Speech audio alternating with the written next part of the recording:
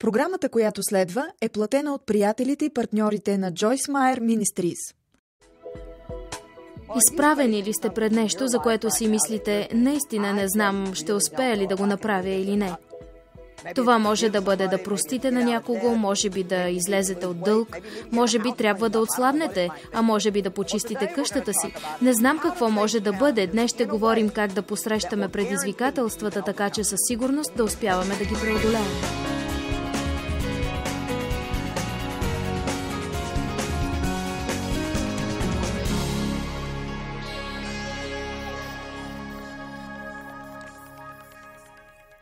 Удивително е какво можете да постигнете в живота, ако сте достатъчно решени. Удивително е какво можете да преодолеете в живота, ако сте достатъчно решени. Наистина, не обстоятелствата ни пречат да бъдем успешни.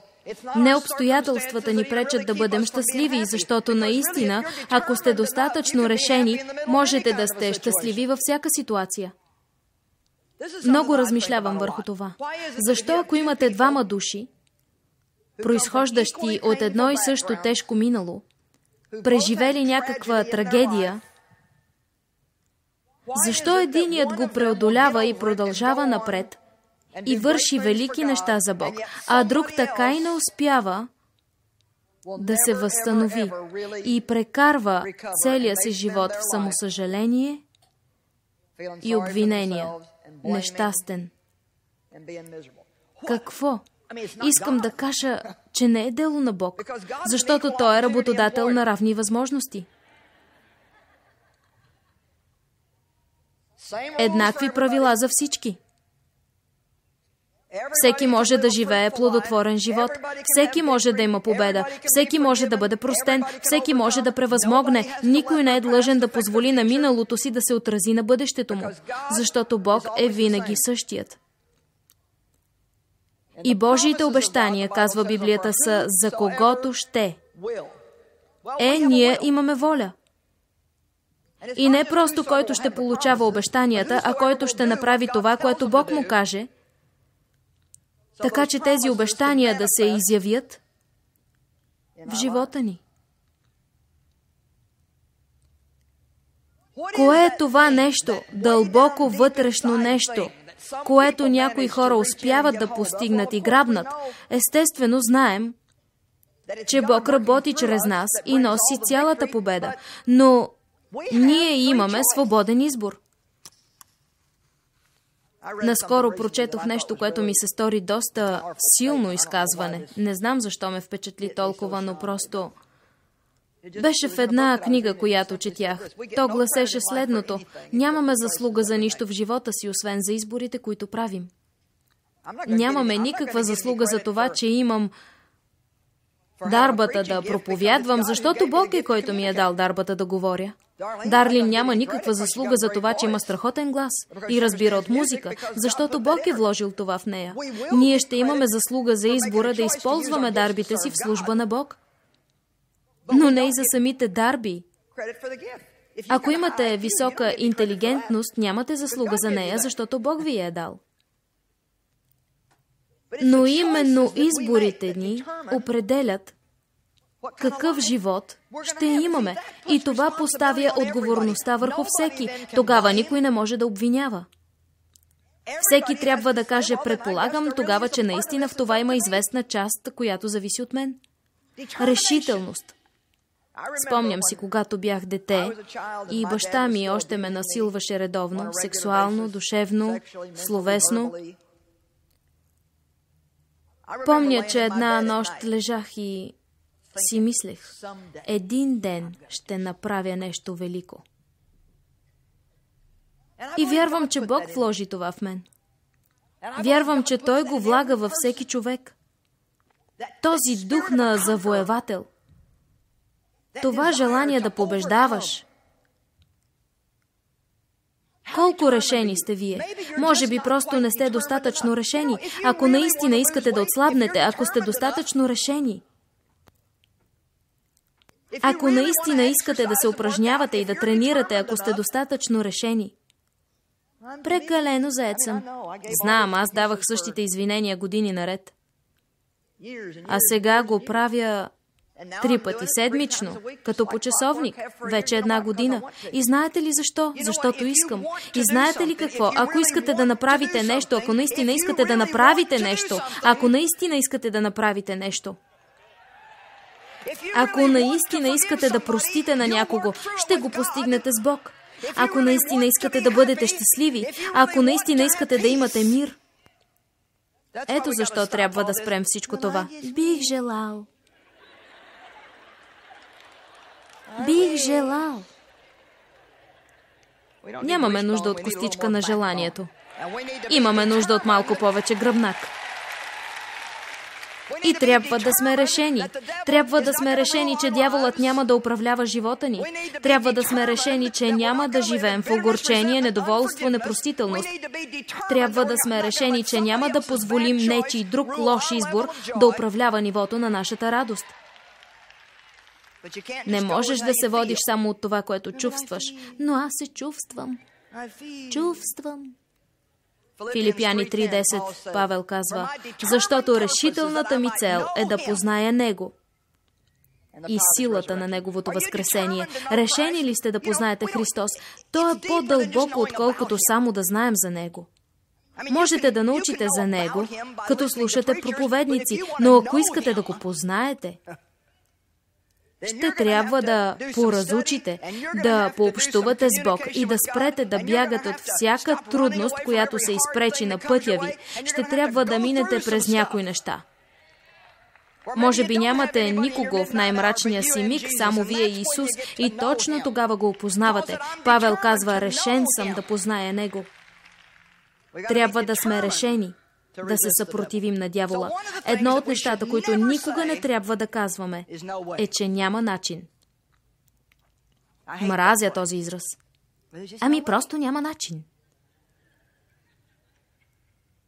Просто няма начин някога да се избавя от дългове. Няма начин този брак да успее. Поглеждате някой от вашето семейство или приятел или любим човек, няма начин някога да се промениш. Поглеждате дори себе си и мислите: няма начин някога да се променя. Няма начин да си възвърна здравето и добрата форма на тялото. Предполагам, че просто няма начин някога да се почувствам добре. Предполагам, че няма начин някога да имам мир и да живея в тази къща. Просто няма начин. Това никога няма да се промени. Никога няма да бъда щастлив. Знаете ли какво Библията ми казва в Йоан 14:6? Исус каза: аз съм пътят. Аз съм начинът. Аз съм пътят, каза Исус. Не е някакъв път, а пътят. И така никога не трябва да казваме: няма начин. Исаия 43:19 Библията казва: ще направя път в пустинята и реки в безводната земя. Говорите за невъзможното. Представете си изведнъж да се появи река в пустинята или внезапно магистрала в пустоща. И така той взима един невъзможен сценарий и казва: аз мога да го направя. Винаги мога да направя път. Знаете ли какво? Бог не ни кара да направим път, а да не се отказваме. Иска от нас да имаме малко решителност и да положим в Него упованието си, че както и да изглеждат нещата, каквото и да казват хората, каквото и да направи дяволът, ние ще видим милостта и добрината на Бог в живота си. Трябва да сте решени. Мисля, че понякога трябва да изпитваме малко свят гняв. Виждате ли, има гняв, който е грешен, но има и праведен гняв. Има праведен гняв, който идва в живота ни, когато кажем: дяволе, стига, толкова вече няма да търпя нищо повече. Ще имам това, за което Исус умря да ми даде.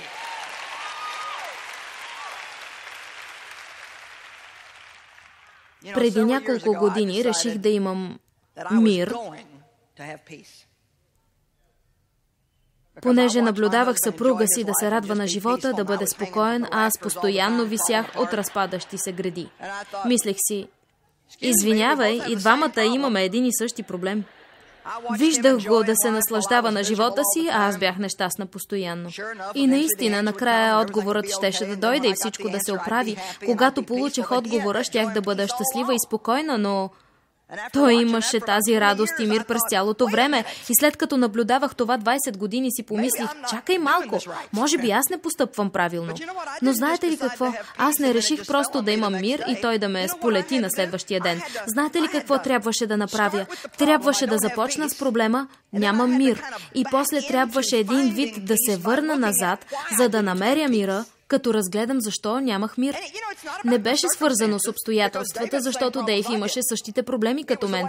От значение беше подходът ми към живота, мисловните ми процеси, допускането на емоциите ми да ме контролират. Много неща, които казвах, защото можеш да се разстроиш просто от устата си. Аз можех с думите си за 5 минути да се вкарам в яма, имам предвид напълно, изцяло.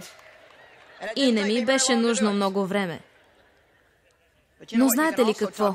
С думите си можете и да си запазите мира. Пази си мира, Джойс. Добре, пази си мира, пази си мира. Не обикаляй тази глупава планина отново. Знаеш, че дяволът се готви да ти ограби мира, просто си запази мира. Запази мира, дишай. Не казвай нищо, докато не се успокоиш. Затваряй си устата, затваряй си устата.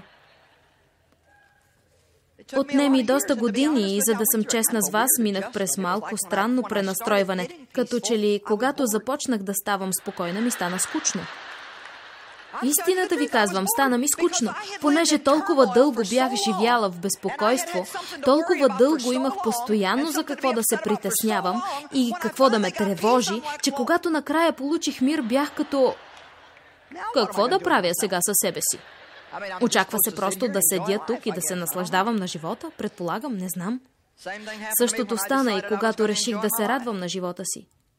Искам да кажа, че ми отне 7 години да се науча да се наслаждавам истински на всеки ден от живота. Обстоятелствата ми не се промениха. Аз се промених. Спри да чакаш обстоятелствата ти да се променят и вземи решение ти да се промениш. Някой в тази зала ще вземе ли решение тази вечер? Трябва да се променя. Трябва да променя начина си на мислене. Трябва да променя начина си на говорене. Трябва да променя отношението си. Защото Бог ми дава същата възможност, каквато дава на всеки друг. Какво би станало, ако започнем да казваме, че аз имам същата възможност като всеки друг, вместо иска ми се да получа някакви възможности. Иска ми се да можех да пея като Дарлин. Не можеш. Онова, което ви трябва, е да разберете какво можете да правите и да започнете да го правите. Спрете да казвате, няма начин. Бъдете настъпателни и намерете начин. Лука 5 глава, започваме от стих 18.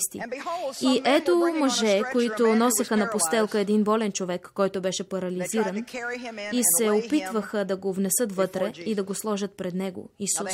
И така те имаха план, нали? Приятелят ни е Сакат. Трябва да го занесем при Исус. Чували сме, че Исус изцелява хора. Затова ще го сложим на тази носилка и ще го отнесем на събранието. Ще го занесем до вратата, ще минем по пътеката и ще го оставим точно пред Исус. И той ще се изцели. Проблемът беше, че когато стигнаха там, тълпата беше много по-голяма от очакваното. Имаше толкова много хора, че те не можеха да влязат. Казва се, но понеже не намериха път. Ето е нашата дума отново. Стих 19. Но понеже не намериха път, откъдето да го внесат поради народа, качиха се на покрива и през керемидите го спуснаха с постелката на средата пред Исус. Знаете ли какво? За това се искаше известна решителност. Колко хора днес биха се покатерили на къща, биха разтворили керемидите, сложили въжета на носилката, заели позиция на покрива и биха я спуснали. Искам да кажа какво щеше да направи Исус. Беше като, съжаляваме, момчета, вече нямате избор. Спуснаха го точно пред народа. И знаете ли, Исус не се обиди от това. Той обича такава вяра. Обича този настъпателен дух, който казва, няма да се откажа, няма да се предам, докато не получа победа в живота си.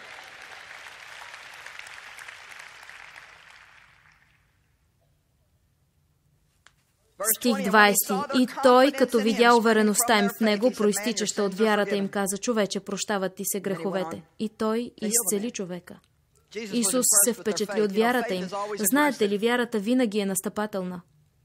Вярата винаги е настъпателна или в духа, или като се предприеме действие по водителството на Бог.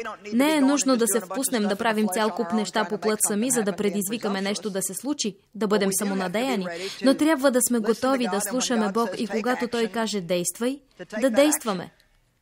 А вярата е да направиш крачка в нещо, от което не си 100% сигурен какво ще се получи. Единственото, което имаш, е усещането в сърцето си. Правиш тази малка крачка и виждаш как се развиват нещата. И ако е супер, правиш следващата. И гледаш как ще се развие по-нататък. После правиш следващата и така ходим чрез вяра. Стъпка по стъпка. Начинът е един и същ за всички. А как да разбера, че това е правилно? Направи крачка и виж. Моли се за него. Увери се, че си съвсем сигурен в това, което е в сърцето ти. Не питай прекалено много хора какво мислят, за да не се объркаш. Какъв е смисълът да питаш някого какво да правиш, когато самият той не знае какво прави? Просто трябва да чуеш от Бог. Амин. Не казвам, че е лошо да потърсиш потвърждение, но понякога се объркваме, като искаме всички да одобрят това, което смятаме, че Бог ни казва да направим. Ако зависите прекалено много от хората, дяволът ще ги използва, за да ви попречи да направите каквото и да било, към което Бог ви води. И така вярата е винаги настъпателна. Дори чакането на Бог е настъпателно. Какво правиш? Просто чакам от Бог. Какво правиш, брат? Чакам от Бог. Какво смяташ, че Бог те призовава да направиш? Просто чакам да разбера. Къде ходиш на църква? Чакам Бог да ме заведе. Исаия 40:31. Онези, които чакат Господ, ще подновяват силата си, ще се издигат с крила като орли. А разширеният превод казва: но онези, които изчакват Господ. Какво означава да изчакаш Господ? Очакват, търсят и се надяват на Него. Трябва да живеем в очакване. Това значи да чакаш Бог. Не онова пасивно да става каквото ще става. Просто чакам да видя какво ще стане. Аз чакам Бог. Не, вярата има виждане, има мечта. Тя вижда нещо в духа и прибавя Словото на Бог към него. Тя не е предприемане на куп плътски действия, а търсене, купнеж, изчакване, очакване на Бог да подейства в живота ви. Истинската вяра всеки ден става и казва: нещо хубаво ще ми се случи днес. Днес настъпва моят пробив. Днес получавам хубава вест. Днес ще чуя от Бог. Днес ще порасна в Бог. Ами ако кажа това и нищо не се случи, стани и го кажи пак на следващия ден. Стани и го кажи пак на следващия. Стани и го кажи пак на следващия, защото вече си взел решение. Че Бог е Бог и ако казва, че можеш, значи можеш. Амин. Трябва да преодолеем това мислене. Прекалено трудно е. Ненавиждам подобна нагласа. Прекалено е трудно. Прекалено е трудно. Знаете ли, ние не сме пълни със Святия Дух, за да вършим само куп лесни неща. Вътре в нашия дух не обитава силата на Вселената. Вие сте домът на Бог. Бог живее във вас като вярващи. И то не за да получавате всичко лесно. Вие можете да направите всичко, което е нужно в живота и това е нещо, което трябва да попиете дълбоко в себе си. И вероятно ще трябва да си го кажете хиляди и хиляди пъти. Мога да направя всичко, което е нужно и няма да се откажа и няма да се предам. Аз съм решен да позная Него и силата на Неговото възкресение, която ме вдига от мъртвите, още докато съм в тялото. Марк 10:46.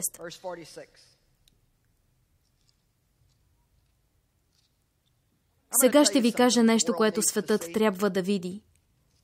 И вярвам в това от цяло сърце. Вярвам, че светът трябва да види смелост. Чухте ли какво казах? Вярвам, че едно от най-големите свидетелства, които можете да бъдете за децата си, е да живеете със смелост. Вярвам, че ако живеете със смелост пред децата си, те ще я прихванат от вас. Майка ми, милата, живееше в постоянен страх от баща ми. И когато виждате други хора да живеят в страх, този страх като че ли ви се предава. Всички ние израснахме в страх. Всеки се страхуваше от баща ми. Мразя този глупав дух на страх. Защото той само краде всичко, което Исус умря да ни даде. Приемаме от Бог чрез вяра, а от дявола приемаме чрез страх. Страхът е изопаченият от врага вид на вярата. Когато се страхуваме, влагаме повече вяра в това, което врагът ни говори и показва, отколкото в това, което Бог ни говори и показва. Страхът е дух, който поражда чувства, обаче можем да направим нещо, дори ако трябва да го направим, докато ни е страх, ако осъзнаем, че Бог постоянно е с нас. Марк 10:46. И дойдоха в Ерихон, и когато излизаше от Ерихон с учениците си и едно голямо множество, Вартимей, един сляп просяк. Тоест, обстоятелствата му не бяха особено завидни. Тимеевият син седеше край пътя и като чу, че бил Исус Назарянинът, започна да вика. Той не прошепна, а извика. Видя, че е настъпил неговия час. Нямаше да го пропусне. Исус, сине Давидов, смили се над мен сега. Харесва ми това. Знаете, Давид в псалмите казва: Господи, изпрати благоденствие сега. Не ми трябва пробив другата седмица, Господи, нужен ми е днес. Нужно ми е да чуя от Теб днес. Може би трябва да сме малко по-дразновени и смели.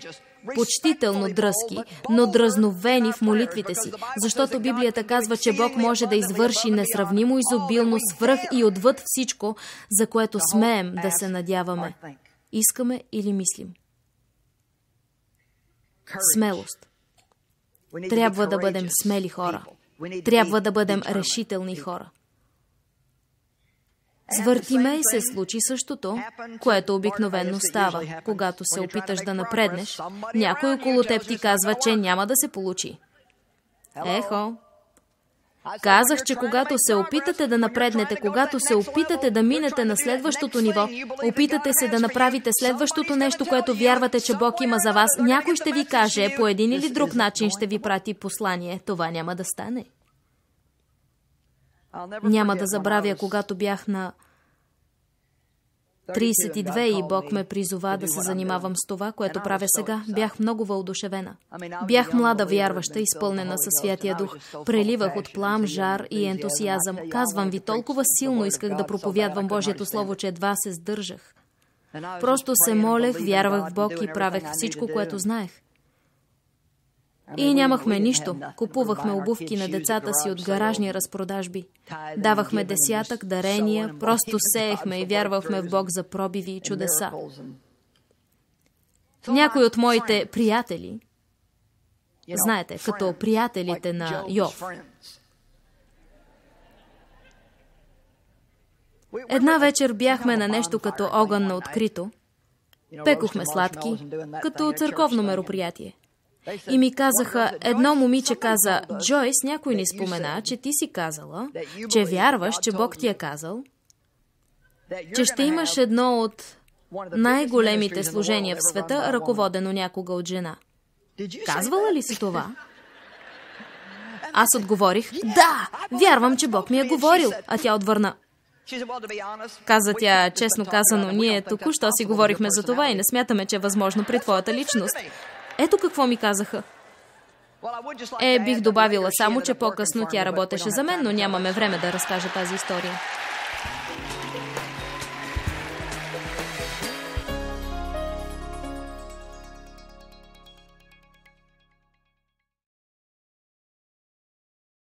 Програмата, която гледахте, беше платена от приятелите и партньорите на Joyce Meyer Ministries.